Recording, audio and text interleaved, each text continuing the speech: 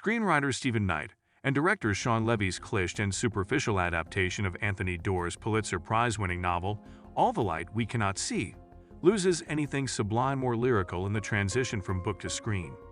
The human condition is sacrificed in favor of flat characters that use obvious parallels. The horrors of World War II are portrayed like superhero flicks, complete with massive explosions and cheap thrills, as well as what seem like CGI Nazi stormtroopers. The four-episode miniseries, which centers on the lives of two teens, is mostly set in 1944 in the French coastal town of Saint-Malo, which is under Nazi occupation. Then there is Marie-Laure Leblanc, area Mia Liberty, a blind French adolescent who broadcasts an illicit radio show every night in an attempt to find her father, Daniel Marc Ruffalo, who was once in charge of the locks at the Museum of Natural History in Paris, or her uncle Etienne Hillary, a French resistance member. Then there is Louis Hoffman's Werner Fennig, a German orphan compelled to enlist in the Nazis due to his aptitude with radio technology. Their stories overlap in the town of Saint-Malo as the Americans get closer to freeing the coastal town. So how does the four-part series end, and how is it different from how the book ends? In the first scene of the last episode, Von Rumpel, Lars Eidinger, enters Marie's house at last and heads upstairs in the hopes of discovering the Sea of Flames diamond.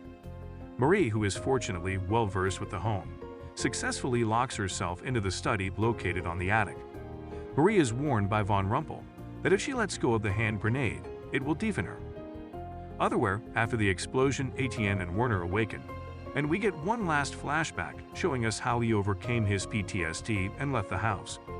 When he hears over the radio that the Americans are approaching, Etienne chooses to go with Marie and start actively working with the resistance because Madame Manic, Marion Bailey, is too ill to leave the house. Upon returning home from a successful espionage mission, Etienne and Marie discover that Madame Manic has sadly passed away. In the present day, Etienne makes Werner swear to take care of Marie and defend her. He also persuades Werner to tell Marie, a tiger is happier dead than in a cage, and express gratitude.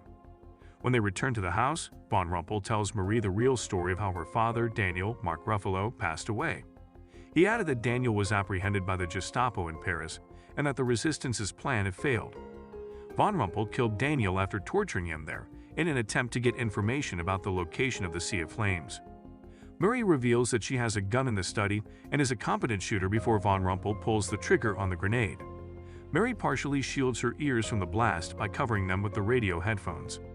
When Werner arrives at Marie's house after witnessing the explosion, she assists him in attacking Von Rumpel by indicating which step of the staircase Von Rumpel is on. After the two battle in the room with Marie's town model, Marie shoots Von Rumpel in the head and ends up killing him. The Sea of Flames diamond was discovered to have been buried inside the town model by Daniel, and ironically the diamond ends up close to the now-dead Von Rumpel after the town model was destroyed during Von Rumpel and Werner's fight. When Werner sees it on the floor, Marie tells him not to touch it. Marie allows Werner to use shortwave 1310 to send a message to his sister Judah, Luna Wedler, who is still listening to the orphanage radio station, after Werner tells her about Etienne. The two then share a tin of peaches. She embraces the radio when he offers her a message of optimism. Before hearing the noises of the Americans liberating the town, Marie and Werner dance to the professor's old songs and kiss in the attic. Werner is informed by Marie that he must turn himself into the Americans in order to be saved. Marie promises to broadcast it on the radio, and they decide to get together again later. After Werner leaves to give up, Marie returns inside the home, wraps the Sea of Flames diamond in a cloth, and leaves the town. She walks up to the water and launches the diamond into the distance. A final view of Marie standing on the beach opens the film, followed by a montage of black and white video of the actual Saint-Malo during the conflict. At the end of the movie, was anyone else eager to find out what happens to Marie and Werner? We checked up what actually occurs in the book, and let me just say that things don't seem good for these two.